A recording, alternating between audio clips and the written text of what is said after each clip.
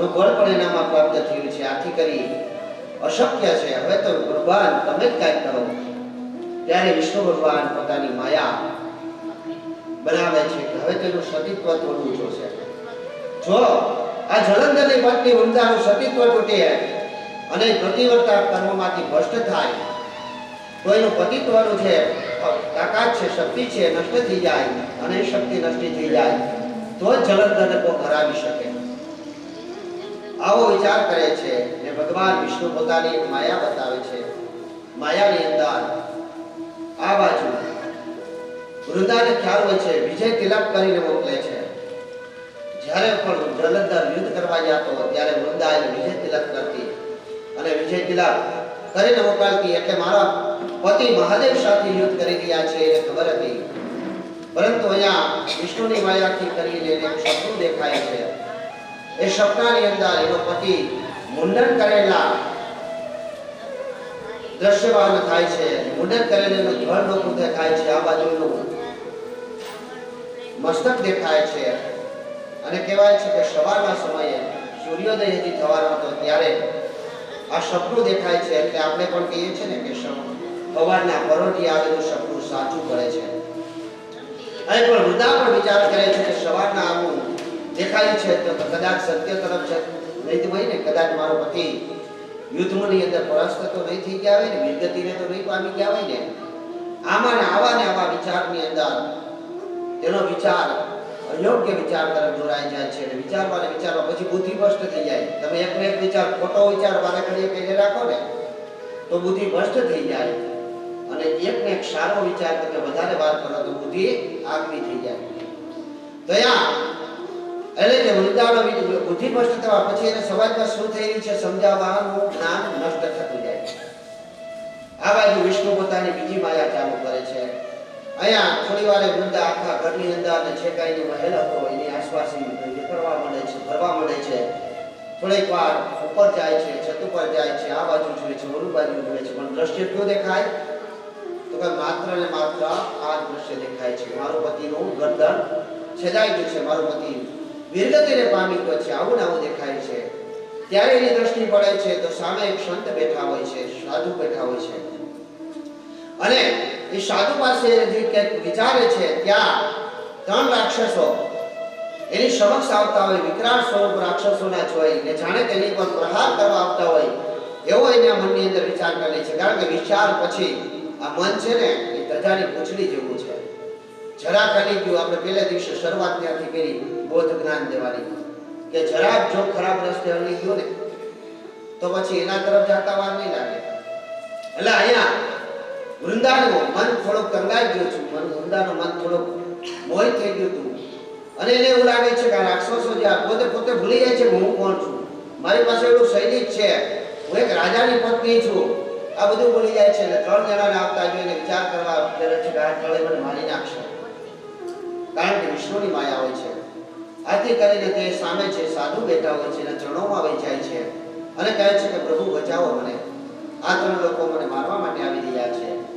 ત્યારે સાધુ વિષ્ણુ રૂપી સાધુ પોતાના હસ્તથી આમ કરી અને ભસ્મોત્પન્ન કરે છે અને સીધી ભસ્મ એ 3 રાક્ષસોની પર છાંટતાની સાથે 3 ભસ્મ થઈ જાય છે. વૃંદા પોતાની દ્રષ્ટિએ જોઈ છે કે તેને મારવા આવનાર રાક્ષસોને આ સંતે મારી રાખ્યા. ત્યારે વૃંદા એ વિશ્વાસ બેસે છે કે આ સંત છે તેનામાં ખૂબ મોટી તાકાત છે, શક્તિશાળી છે, મહાન. અને આ મને જે સપનું આવ્યું કદાચ તમને કાંઈ પદે એટલે પછી ગમે એની પાસે ગયા જાવ ને કે ભાઈ આ મને આવું થાય છે, આવા વિચારો આવે છે, પાછળનું કારણ શું? ખાસ કરીને જ્યોતિષો પાસે પણ તમે જાઓ છો એટલે તો આ બાજુ વૃંદા તરત સંતે કહે છે કે હે પ્રભુ, મને આવું દેખાડું મારા પતિ મહાદેવ સાથે યુદ્ધ કરવા ગયા છે ને મને આવું દેખાડું કે મારા પતિ વીરગતિને પામ્યા છે, તો આમાં સત્ય કેટલું છે મને આ બતાવો. ત્યારે ભગવાન વિષ્ણુ ઉપર ઉપર એક વડલા નીચે બેઠા હોય છે, વડ ઉપર જોઈએ છે ને આમ કરીને કહે છે કે આવો. એટલે 2 વાંદરો નીચે ઉતરે છે અને 2 વાંદરો નીચે ઉતરે છે અને કહે છે કે આના પતિ ક્યાં છે, જાઓ લઈ આવો. થોડીક વારમાં એ વાંદરો જાય છે અને એની પત્નીની આ જલાર્દનનું મસ્તક લઈને આવે છે. ત્યારે આમ એક વાનર જલાર્દનનું મસ્તક લઈને આવે છે, એક એનો થળ લઈને આવે છે અને કહે છે કે હા ભાઈ, તમારો પતિનો વિદ્યાર્થીને બાંધી દીધો છે.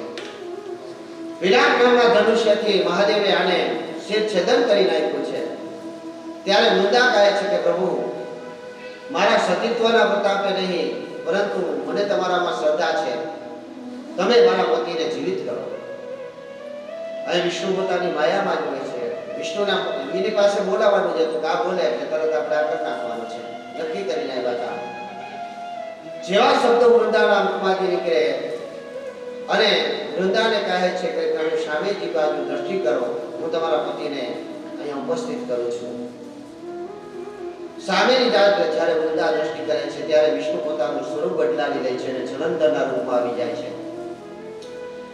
ઘણા સમયે યુદ્ધ કરવા ગયેલા પતિ તમારે ત્યાં વિજય થઈ આવે તો તમને પણ ખૂબ આનંદ થાય, કંઈક કમાઈને આવે, પરદેશથી આવે તો કેટલો આનંદ થાય. આ વૃંદા ભાન ભૂલી ગઈ હતી, તરત જ બધું ભૂલી જાય છે કે હું ક્યાં છું, કઈ રીતે છું, અને પોતાના પતિને જોઈને તરત જ તૂટી જાય છે. અને જલંધર તેને લઈને પોતાના રાજમહેલ આવે છે, સર્વ પ્રકારનું સુખ માણવા માંડે છે. અહીંયા વૃંદાનું પતિ ધર્મને નષ્ટ કરે છે, સતીત્વને નષ્ટ કરી નાખે છે.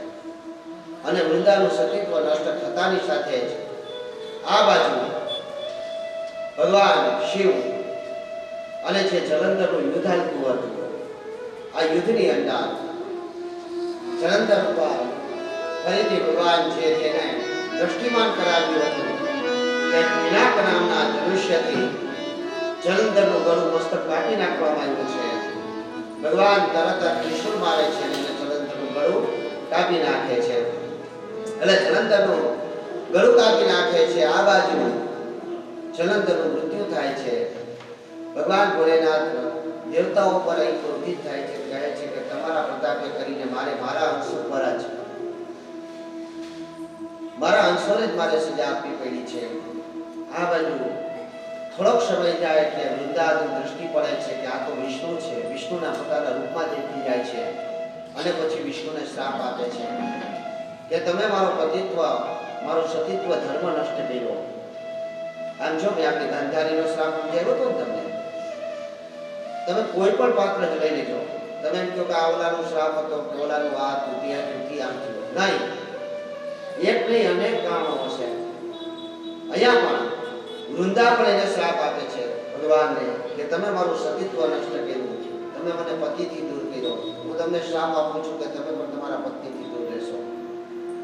ઓલા જે બે વાનરો કે જેને તમને તમારા માણસ બનીને સાક્ષી રૂપે આવ્યા હતા અને તમારું કામ કરી ગયા, એ બધા એ રાક્ષસ બનીને તમારી સાથે યુદ્ધ કરશે ને એ જ તમારું પત્નીનું હરણ કરી જશે. એટલે એ જ વાનરો રામની સામે યુદ્ધ કરવા માટે રાવણ અને કુંભકર્ણ બનીને આવ્યા અને રાવણ સીતાને હરણ કરીને લઈ ગયા.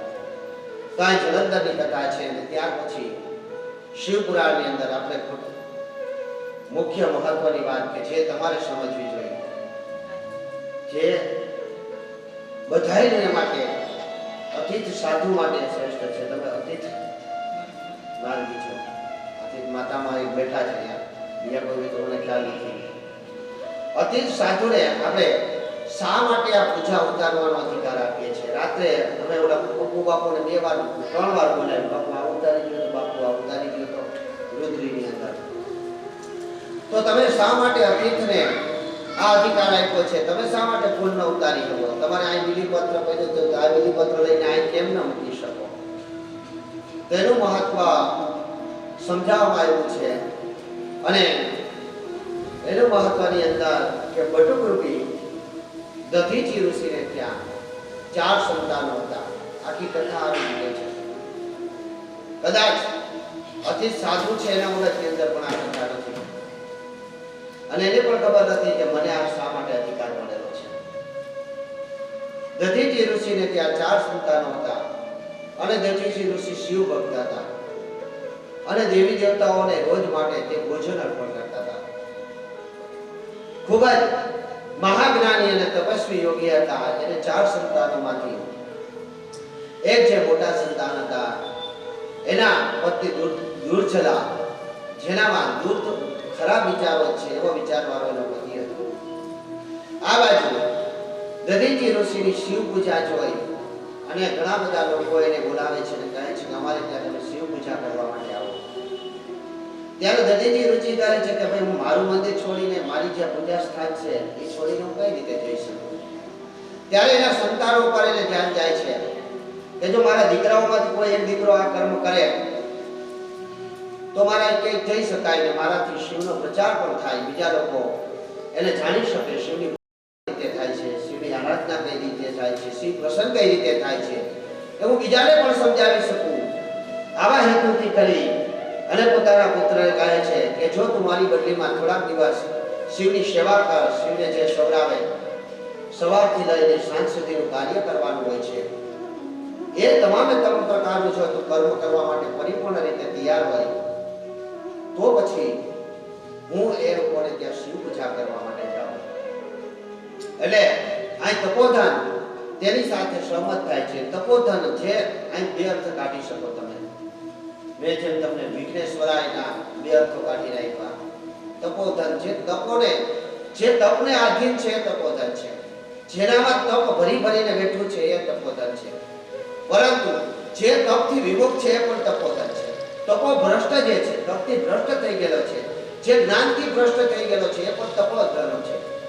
ત્યાં કે જે દધીચીનો પુત્ર હોય છે તે પોતાને જ્યાં શિવાની પૂજા કરે છે, એમ કહેવાય છે કે સંધ્યા કાળને વિશે તે થોડોક સમય મળતા 4 પહોરની પૂજા હોય છે અને શિવરાત્રી જેવો મહાદિવસ હોય છે. શિવરાત્રી એટલે તમે એમ સમજો છો કે આ શિવરાત્રી એટલે એમ નહીં, દર 14 શિવરાત્રી આવે છે, ક્યારેક 13 શિવરાત્રી પર શિવરાત્રી છે. એટલે આ સમય વિશે તે થોડોક સમય મળતા પોતાના ઘરે ઠેકાય ચા પાણી નાસ્તો કરવા કે ગયો. આ સમય વિશે આ દુર્ચલા કે જે દૂર વિચારો વાળી, ખરાબ વિચારો વાળી હતી, જેનામાં ક્યાંક એનું નામ દુર્ચલા લખેલું છે, ક્યાંક એનું નામ દુર્માલા પણ લખેલું છે અને ક્યાંક એનું નામ દુર્ગલા લખેલું છે. પરંતુ આનો અર્થ ત્રણેયનો એક જ થાય કે જેના મગજની અંદર વારે ઘડીએ, અમુક નથી કહેતા કે એનો મગજ સમજાતો નથી કે આ તો કે ફરી ઘડી વારે ઘડીએ ફરી જાય, ગમે માટી મારી આવે પાછો પોતાના અત્યારે સેવા કરીને અત્યારે બધા એમ થાય કે આપણે ભગવાન ભાઈ છે, બધા થાય છે ને અત્યારે બધાને અફસોસ થતો હોય છે, હું તો અજ્ઞાની છું, મારી પાસે કાંઈ નથી.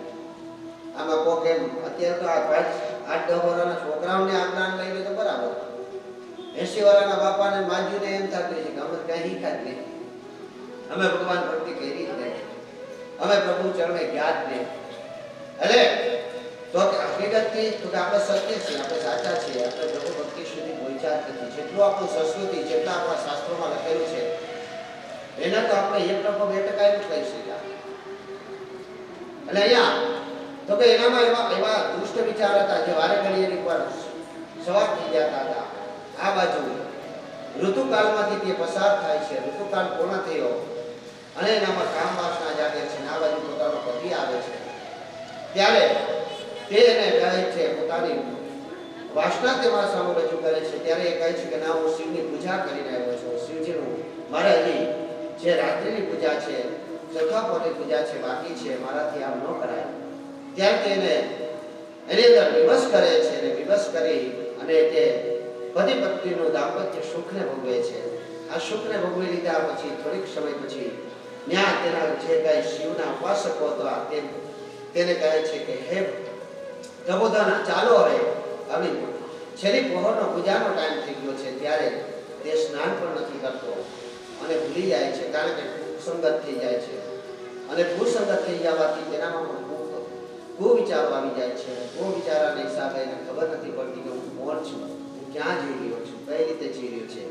આપણે જેટલા તો આપણા વડવાઓ કહે છે કાંઈ નહીં, તો આપણે કદાચ બહારથી આવ્યા હોય તો આપણે પેલા અમારી માથે તમારી ગંગા પુત્ર ગૌમૂત્ર અને ગંગા જળ છાંટી કે અપવિત્ર પવિત્ર વા સર્વ અવસ્થા ગતો વિવાહ યસ ગ્રે પુણિકાક્ષ સભા યાભ્યમ તરસથી.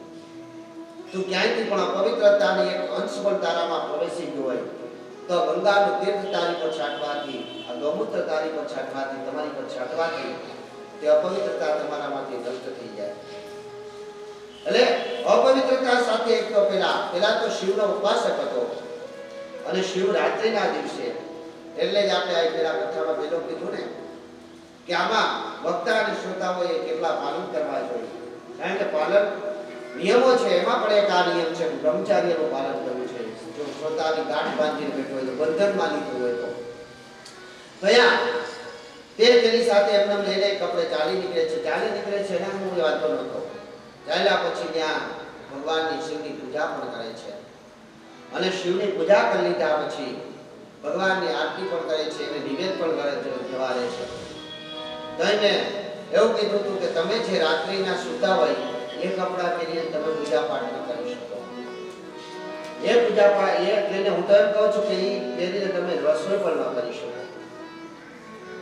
સ્નાન કરી અને અથવા તો તમારા વસ્ત્રો બદલાવીને જ તમારા આખી 100% અત્યાર સુધી ન કરતા હોય તો કરી દેજો.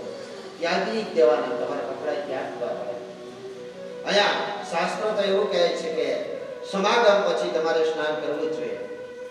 એટલે આને તો કાંઈ નહોતું કર્યું અને શિવજીની આરાધના કરવા ગયો ત્યારે શિવજી ક્રોધિત થઈ જાય છે અને શિવજીના ક્રોધના કારણે તેને દંડ મળવા મળે છે. આ બાજુ દુર્જલા તો એવી હતી જ અને જ્યારે દધીચીને ખબર પડે છે કે ઓહો મારા પુત્ર એક આવો પાપ કટાયો, આવો પાપ જેની કોઈ સમાજ નથી. કારણ કે શિવ અપરાધમાં તમે આવી ગયા સમજી લેજો. શિવ અપરાધમાં તમે આવી ગયા. આપણા ગામની અંદર છે પાપ થાય છે એ વાત કરો. હવે શિવનો અપરાધ કર્યો ત્યારે ત્યાં સમજી લેજો શિવનો અપરાધ કઈ રીતે થાય છે. જે શાપિત દોષ થોડીક વાત આપણે લીધેલી છે. શાપિત દોષ શનિ તમારું નેગેટિવ સ્થાન ઉપર વયો જાય. તમારી જન્મ કુંડળી તમારી પ્રશ્ન કુંડળીમાં નકારાત્મક ભાવમાં શનિ વયો જાય ત્યારે સમજવાનું કે તમે શાપિત દોષમાં વયા ગયા છો. અને એ શનિ રાહુ કેતુ સાથે યુતિ કરવા માંડે ત્યારે સમજવાનું કે તમે શાપિત દોષમાં આવી ગયા છો. અને શાપિત દોષમાંથી નીકળવા માટે તમે ગમે એટલા પ્રયત્ન કરો. મારા જેવા 2-5 બ્રાહ્મણો તમારે મહાયજ્ઞો પણ કરી નાખે તો તમે શાપિત દોષ પર ન નીકળી શકો. શાપિત દોષમાં જો તમે હાવ શિવના ચરણે તમે પોતે વહી જાઓ. એક પ્રયત્ન હોય, અમુક વાર દવાઓ હોય, ઘણા કે કરો હવન કર્યો પણ અમને કાંઈ ન મળ્યું. બરાબર? એ હવન કર્યો ત્યારે તમે પરિપૂર્ણ કા તમે શ્રદ્ધાથી બેઠા નહોતા, કા તમને એમાં ઈચ્છા નહોતી અને કા પછી તમે એ ફળ લેવા તૈયાર નહોતા. ક્યાંક ને ક્યાંક તમારી ખામી હતી. બાકી 100% ફળ મળે. આ બ્લોકમાં આંગળી નાખો એટલે આગળ છોટ લાગે. કોઈ ટ્રાય કરવી કરશું પણ કોકમાંથી ચા બંધ નથી તો ન લાગે. એટલે ઉપરથી પેલા ચા બંધ કરીને પછી મંદિરમાં જાવ પછી જો આંગળી નાખી તો બરોબર શોટ ન લાગ્યો તો જ લાગે ને માંથી પાવર તો આવતો. એટલે પાવર તમારે પોતાને લેવો. પિતૃ કાર્ય વિશે મને પ્રશ્નો કર્યા હતા. અમે એકલા પ્રશ્ન પિતૃ કાર્ય કરીએ તો પહોંચે કે ન પહોંચે. મેં આપ્યું છે YouTube ઉપર તમે જોઈ શકો. બરાબર? જોઈ શકો. ને એમાં એ જે વિડીયો છે એનો તો ઘણા બધા વ્યૂઝ છે. એમાં એક બ્રાહ્મણ તમે ન દલીલ કરી શકો પણ બ્રાહ્મણ તો દલીલ કરી શકે ને. મેં કીધું એકલો માણસ કરે ને અત્યારના યુગમાં વધારે પિતૃ કાર્ય કરે. કારણ કે 7 જણા ભેગા થઈને કરતા હોય ને એમાં વારંવાર બીજા તો 100 જણા તો ના છૂટકે આવ્યા હોય. એકને કરવું હોય 5 જણા તો કે હવે તો રાખ. આ મનોનો મન હતું કરવું પડે. બીજું તેલ પીવા ગયા 5000 બગડશે ઈ ને પાનના પિચકારા મારતા હોય, બારોબાર વિડીયો મૂકતા હોય. એટલે ઈ ને આપણે કઈ પાણી દેવા આવતા એ ઓલી અહીં આવે ઈ આવે આપણે 10 વાર આગળની બધા જોઈ જાય તો વિડીયોમાં નહીં જોતા. મીડિયા અત્યારે જે મીડિયા છે એ આપણા ધર્મને નષ્ટ કરવામાં સૌથી સિંહ ફાળો કર્યો હોય તો આપણે મીડિયાનો છે. વિડીયોમાં પણ નાગ અને નાગરને ભેગા ન જોવાય. નાગ અને નાગરને જો તમે ભેગા જોઈ જાઓ સ્ત્રીઓ તો પણ તમે શાપિત દોષમાં આવી જાવ છો. ને શાપિત દોષ માત્ર સ્ત્રીઓને નહીં એક જ. તમને એક લાગે કે તમારી આખી ડાળીમાં તમે મૂળવાય તમારા ડાળોમાં પણ લાગશે, તમારા પાંદડાઓને લાગશે અને તમારામાં ફળ હશે ને ફળને લાગશે. એટલે અહીંયા જો નાગરને તમે ભેગા છો તો પણ શાપિત દોષ લાગે છે. કોઈ શ્રેષ્ઠ વ્યક્તિ, કોઈ સંધ્યા કરતો, કોઈ પૂજા કરતો, કોઈ શ્રેષ્ઠ બ્રાહ્મણ તમારા માટે કાલ બાપુએ એમ કીધું કે ગર્વની બાબત કહેવાય પણ અત્યારે હું શાંતિ તમને કહું છું ગર્વની બાબત 1,00,000% કહેવાય. બરાબર કે ત્રિકાળ સંધ્યા કરતો બ્રાહ્મણ છું. ત્રિકાળ સંધ્યા કરતો બ્રાહ્મણ છું. બરાબર મારા આળાપાળી કોઈ પૂછી લેજો કે રાતે 1:30 વાગે મારી ઘંટડી ક્યારે પકડતી હોય. મારા પાડોશી કલે ન થાય એટલે હું માઇક ચાલુ ન કરું. હવે રાતે આવું તો રાતે પૂજા કરું, દિવસે હોય તો દિવસે પૂજા કરું. બરાબર એટલે આવો ત્રિકાળ સંધ્યા કરતો બ્રાહ્મણ નો તમે દોષ કરો. એટલે હું એમ નતો કહેવા માંગતો આ તો નીકળી ગયું મારો દોષ કરો. એનો દોષ કરો તો પણ તમે સાપી દોષ કે ભાઈ એનો દોષ કઈ રીતે કરો છો તમે? કોઈ સતી હોય સતી હોય સતી અને સતી આપણે એક કહેતા હતા આપણા ગામની અંદર એક સતી, દરેક ગામની અંદર એક સતી હોય છે, સતી હોય છે. એવો કોઈ સતી હોય એવો સતી હોય એનો તમે અપરાધ કરી નાખો તો પણ તમે સાપી દોષની અંદર આવી જાઓ છો. આવા સમયની અંદર તમે આ લોકોને તમારા ઘરે તમારા હસ્તે જલપાન કરાવો, ભોજન કરાવો તો પણ તમે સાપી દોષની અંદર આવી જાઓ છો. અને આપણું શાસ્ત્ર 3 દિવસ અગ્નિથી દૂર રહેવાની તમને અગ્નિથી દૂર રહેવાની સૂચના આપે છે. 3 દિવસ સુધી તમે પ્રથમ દિવસ તમે બ્રહ્મત્યારી, બીજી દિવસ રાક્ષસી અને ત્રીજી દિવસ ચૂડેલ કહેવામાં આવે છે એક શાસ્ત્ર અનુસાર. તો આ 3 દિવસમાં જો તમે ભોજન પકાવો અને એ ભોજન કોઈ વિશિષ્ટ વ્યક્તિ જો જમી લે તો પણ તમે સાબિત દોષમાં આવી જાઓ છો. અને છેલ્લો point જે કહેવા હતું તેને મેં એટલી લાંબી કહાની કીધી કે એ દોષ મને આપણા ગામની અંદર દેખાય છે. તો કઈ શું તો કઈ એકબીજાનો ફોલો કરે છે એટલે મારે કરવું છે, પાડોશી કરે એટલે મારે કરવું છે. મને તો આવું દેખાડું એટલે એમ કહું છું. કોઈ ખોટું લાગે તો ભલે લાગે, લગાડીએ લેજો તમે તારે. રામ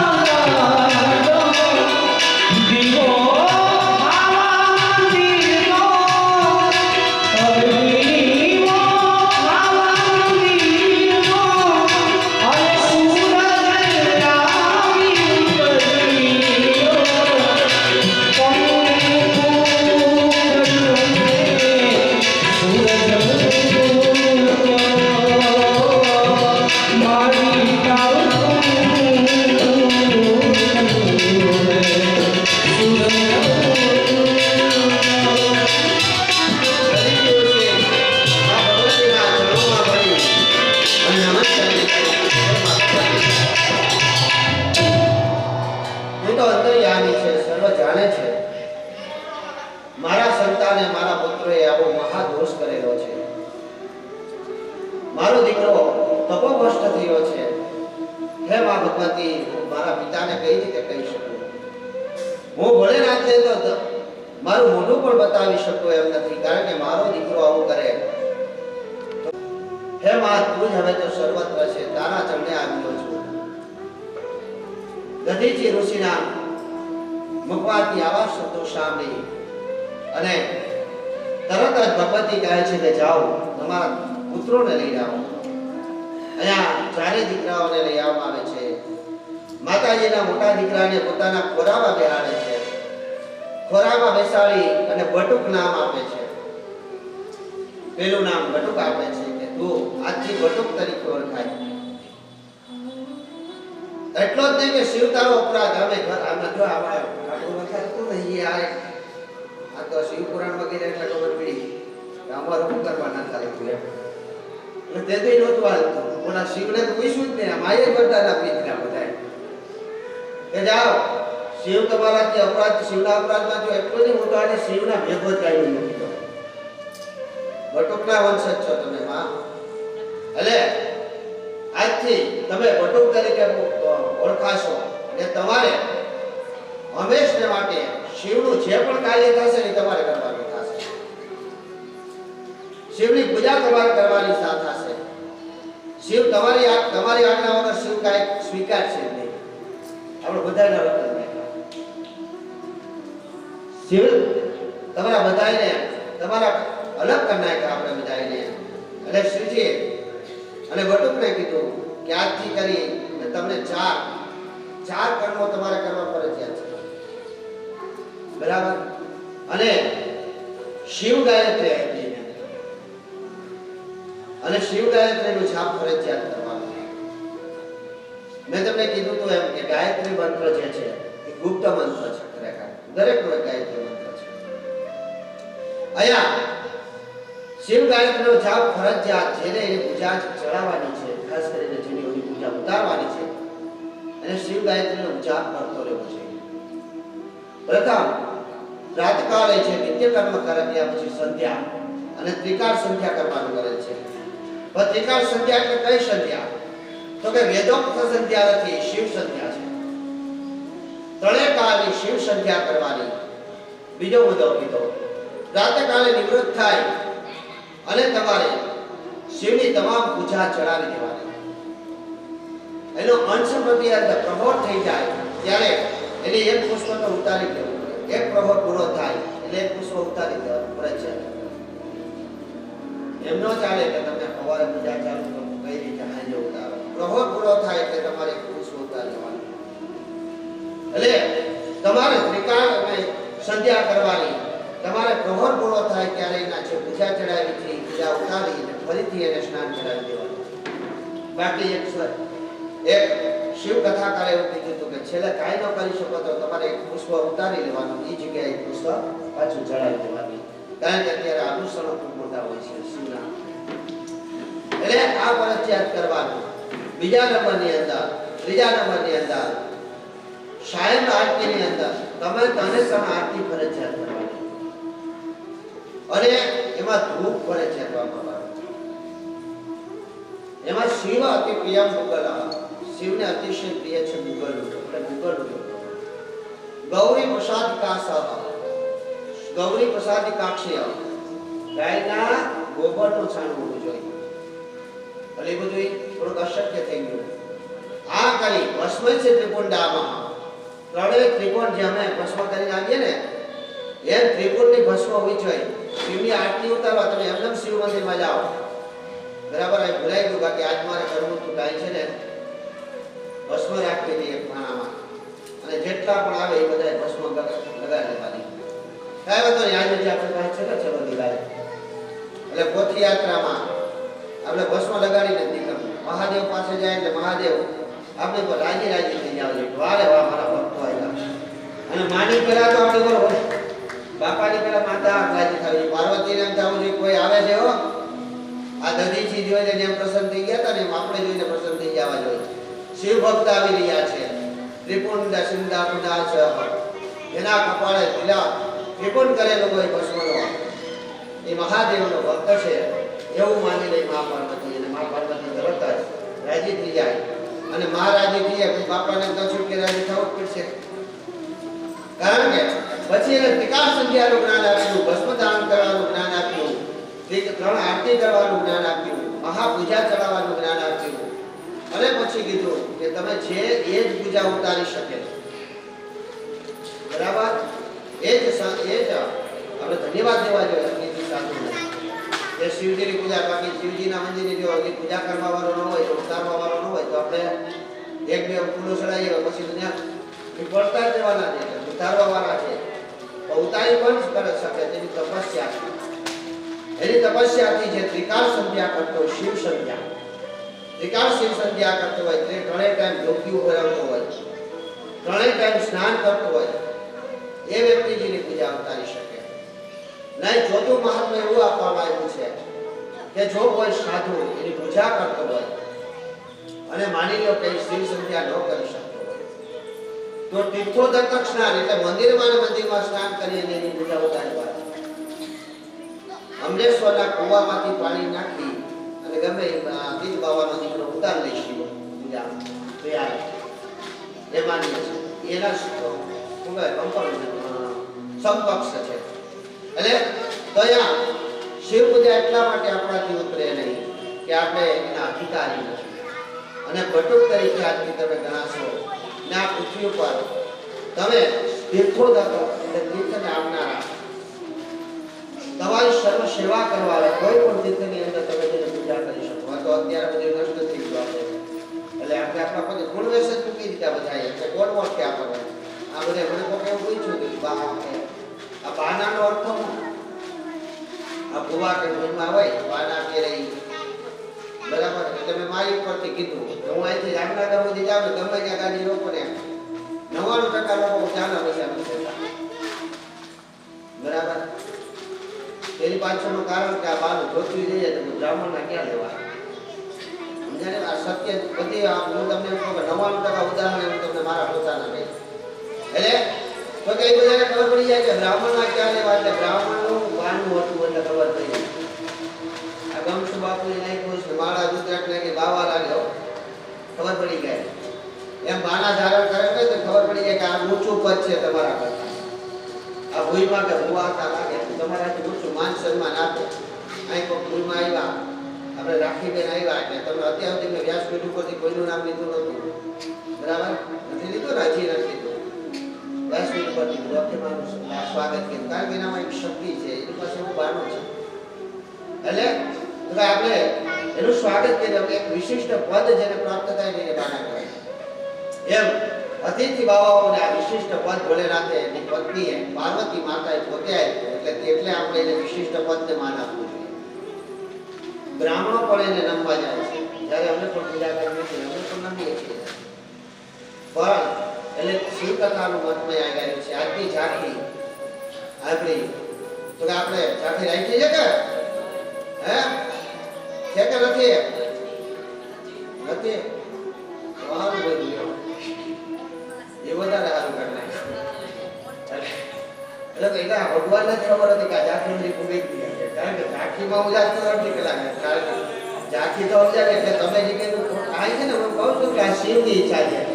હા હું કાઢું, બરાબર?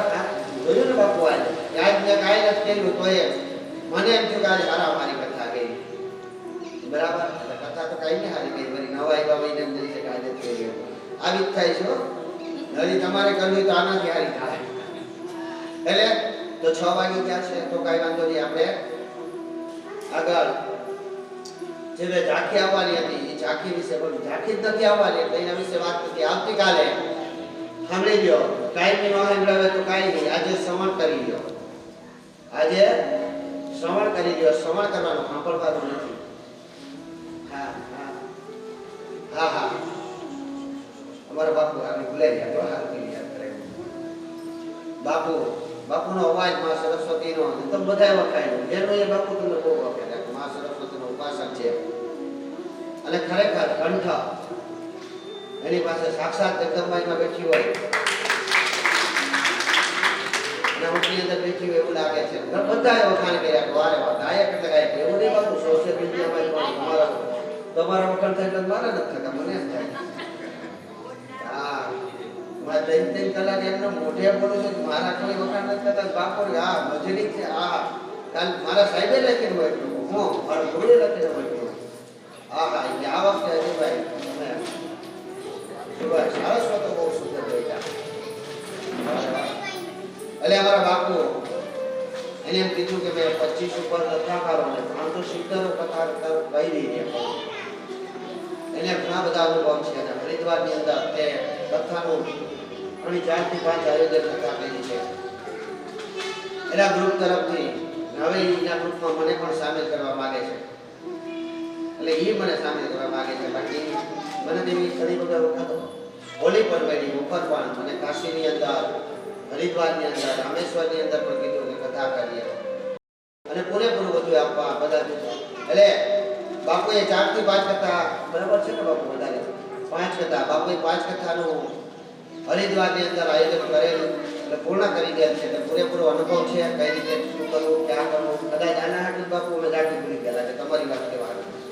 એટલે બાપુ ડિસેમ્બરમાં 16 ડિસેમ્બર પછી હરિદ્વારની અંદર આ કથાનું આયોજન કરવા જઈ રહ્યા છે અને એની સાથે હું પણ જોડાઈ રહ્યો છું. એટલે અમારા ભરતભાઈ પણ જોડાવાના છે એની સાથે. એટલે અહીંયા એ કથામાં કોઈ એવો ઉદ્દેશ્ય નથી કે પૈસા કમાવા કે એવું કાંઈ, પરંતુ તમારું જે ભાડું છે ને ભાડા ઉઠતું જશે. બરાબર? બાપુ એવું ગણિત કર્યું છે કે ભાઈ ખર્ચો ના જગ્યાએ રહેવું ને ત્યાં હરિદ્વારે માતાઓ જઈ આવો તમે બધા, બરાબર? અને ગંગામાં નાઈ આવો. અહીં તો કોઈ પાપ કર્યા નથી હો. અહીં હા, અહીં મારી કથામાં તો કોઈથી એક પાપ નથી, એવું ગેરંટી આપું. બરાબર? એટલે પાપ ધોઈ આવો ડિસેમ્બરમાં. એટલે 16 તારીખ પછી બાપુ જે કાંઈ આયોજન 2-3 દિવસમાં મૂકવાના છે મીડિયામાં, એટલે એ મારા ગ્રુપમાં મૂકવાની વાત કરી. મારા ગ્રુપમાંથી મુકાય કે એનું આયોજન કેવું છે, કઈ રીતે છે, અને જે ખર્ચો મતલબ રહેવાનો અને ખાવા પીવાનો અને જે ટિકિટ ભાડાનો થશે અંદાજે 8 થી 8.5 રૂપિયાની આસપાસ એટલું જ એમાં ભાડું ગણાશે. 8,000માં તો એ કોઈ શક્ય જ નથી. બરાબર? પણ કે એ એક નોટ લેજો, બીજી નોટ અત્યારે આ લઈ લો કે આજે આવતીકાલે કોઈ એમ નહીં વિચારતા કે હું 3.5 આમાં અમે રહીશું. બરાબર? એટલે આવતીકાલે આપણે બાપુ તમારે લોકોએ 2 વાગે આપણે આર્ટિકલ લેવાની છે. બરાબર? વધી ભાઈ 2 વાગે આપણે પૂરી જવાનું છે. કારણ કે આપણે પોથી પધરાવા, આપણે કોઈના ઘરે પોથી પધરાવાના છે એવી નક્કી કર્યું. કોઈના ઘરે નહીં કરવા. જો કોકના ઘરે જાય, એકના ઘરે જાય તો બીજાને દુઃખ લાગે. એટલે કોઈના ઘરે પોથી પધરાવા ન જવું, નાચતું ગાતું જવાનું છે. તે દી નહોતા નાચે ગયા પોથી આપણે અહીં પર વ્યાસપીઠે આવવામાં, પરંતુ અમરેહરના દાદાના ચરણોમાં જવાનું છે. એટલે જમનાવર દાદા, રામદેવજી મહારાજ, દાન દેવતાઓના ચરણોમાં પોથી પધરાવી અને અમરેશ્વરના સાનિધ્યની અંદર આપણે પોથી પધરાવશું. એટલે આની અંદર બધાએ જોડાવાનું છે અને ધામધૂમથી નાચવાનું છે, અભિલ ગુલાલ ઉડાડવાનો છે. બરાબર? કોઈના ઘર પાસેથી નીકળે ને ચા પાણી કે શું કે શરબત બરબતની વ્યવસ્થા કરવી તો છૂટ છે, ન કરો તો કંઈ વાંધો નહીં. એટલે 3 વાગે અહીંથી આપણે નીકળી જવાનું છે. એટલે કાલે વધીનું સંક્ષિપ્ત શિવપુરાણથી તમને શું પરવાયું, સંન્યાસ તમે છો કે નહીં, તમારામાં સંન્યાસી ગુણ છે કે નહીં, એવા અત્યારે નથી એવું નગર વળી ક્યાં બીજું કહી દેજો કાલે. એટલે આવા 2-3 ગુણ જ કહી અને બીજું આપણે 8 દિવસ થઈ ગયા. 8 દિવસની દક્ષિણા મારી થાય કે ન થાય તમારી પાસે? નહીં?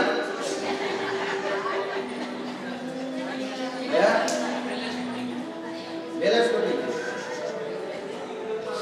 એટલે આ મુકે એક જો નથી કરતો મારા મોટાને જોવાની કરું કાઢો તો કેમ કાઢ્યો તો ટચ કર્યું તો મૂકી દો તો કાંઈ વાંધો નહીં. સાંભળો, આ દક્ષતા એટલે શું છે? દક્ષિણા એટલે બરાબર?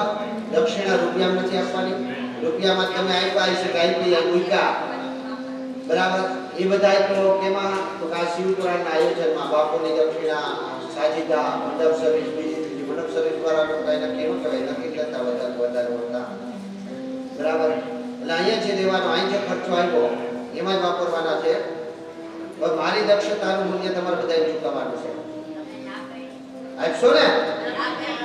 હા કે ના તો કયો? હે હા હમણાં કીધું બાપુ ના. હા એટલે હા કે ના એમ કહો. હા તો વાંધો નહીં. એટલે તો તમારે કરવાનું છે જે આના વિડિયો જે છે સાંભળી લ્યો. હવે આ YouTube channel doctor Ajay Pandya પહેલી વખત આ અજાયના લોકો છે એને ખાસ કહું છું. બાકી તમારા અભિજનો ક્યાં અમારે સબસ્ક્રાઇબ કરે છે. સબસ્ક્રાઇબ કરવાની વાત અલગ થઈ ગઈ બરાબર.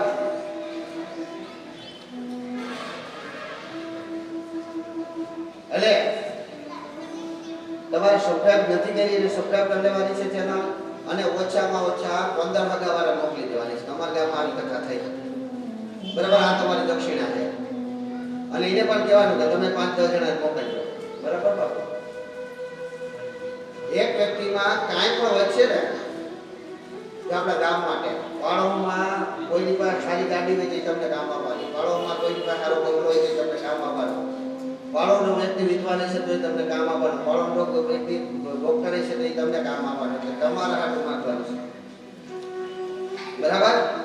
એટલે ઓછામાં ઓછા 10 થી 15 જણાને મોકલી દેજો. બધાને શેર કરવાનું સૂચન આપજો. અને જે કાંઈ અત્યારે 2-3 ભૂલો છે મૂકવામાં YouTube ઉપર બરાબર મૂકેલા છે. ભાગ પછવાડે રહી ગયા કારણ કે આપણે વાવાઝોડામાં એમાં થોડું ઘણું ફૂટી ગયું હતું. એકાદથી લાઈટ નહોતું, એકાદથી લેપટોપમાં બળી ગયું, એવું કાંઈક થયું બરાબર. એટલે ફરીથી નવેસરથી આખી કથા મૂકવામાં આવશે. એમાં પહેલો બીજો ત્રીજો ચોથો પાંચમો એ ભાગ લખેલા હશે. આ ભાગ દરેક શેર કરજો. અને એ શિવપુરાણની દક્ષિણા તમારી કરાશે. ગણશો ને બધા? હા કે ના? હા બોલો જી. એટલે દક્ષિણા ઉડાવું જો તો બધા જે બોલજો જે બોલતી ઓલા આપણે વરસાદ અત્યારે ભૂવામાં બોલ્યું હતું કે હાથ ઊંચા કરો બરાબર. એટલે હાથ ઊંચા થયા ને એટલે કહો એ લગભગ 5000 માં પહોંચ્યા ને માણસો બધાય હાથ ઊંચા થયા. એક હાથ જ નીચો હતો બરાબર. બાકી બધા મેં તો જોયું હતું કે આમ હાથ એમ અત્યારે ઓમ મહાદેવનું નામ લઈને બધાય હાથ ઊંચા કરજો. જેને નો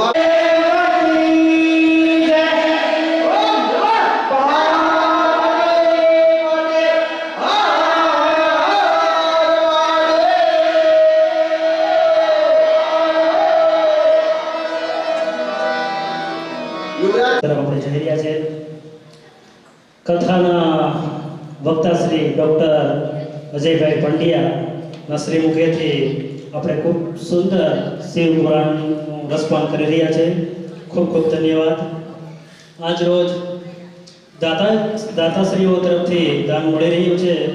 તેમાં 100 રૂપિયા મહિપતસિંહ પ્રતાપસિંહ ચુડાસમા વાછરડાના ભુવાદાસરી તરફથી, 100 રૂપિયા રામ સરવણ નંદાણીયા, 100 રૂપિયા જગમલભાઈ દેવસીભાઈ રામ, 1000 રૂપિયા કેશુરભાઈ વિખનભાઈ રામ, 500 રૂપિયા જગમલભાઈ કેશરભાઈ રામ, 500 રૂપિયા નાગજીભાઈ ગોવિંદજી જેઠવા, 2100 રૂપિયા પરબતભાઈ કાનાભાઈ રામ, 500 રૂપિયા ચંદુભા ગોપસંત ચુડાસમા, 500 રૂપિયા સુખદેવસિંહ કિંગરસિંહ જાડેજા, 500 રૂપિયા ગોવિંદભાઈ કારાભાઈ રામ, 100 રૂપિયા રણજીતસિંહ ગોવિંદજી જેઠવા, 100 રૂપિયા અર્જુનસિંહ દિલુભા ચુડાસમા, 1111 રૂપિયા સ્વ અમજીબા મોરજી જેઠવા હસ્તે અર્જુનસિંહ મોહમ્મદસિંહ મેણેજવાળા આપણે અમારા અમજીબાના ભત્રીજા દ્વારા પ્રાપ્ત થયા છે. બીજી વખત ખૂબ ખૂબ આભાર. 555 રૂપિયા આપણા ગામના વીર શહીદ વિક્રમસિંહ તરફથી પ્રાપ્ત થયા છે. ખૂબ ખૂબ આભાર. કથાનો આજે 8મો દિવસ અને બાબાએ કીધું કે આપણા ભંડારમાં કોઈ પાપી ન હોઈ શકે. ખૂબ સાચી વાત છે. કારણ કે શિવપુરાણમાં એક દેવરા નામના બ્રાહ્મણની કથા આવે. એ અતિ કામાદ વ્યભિચારી કપટી વ્યક્તિ હોવા છતાં પણ શિવપુરાણનું જ્ઞાન શિવપુરાણના ખાલી શ્રવણ દ્વારા જો તેને શિવ પ્રાપ્તિ થઈ શકી હોય તો આપણે પણ થઈ શકે. ખૂબ ખૂબ આભાર. ધન્યવાદ.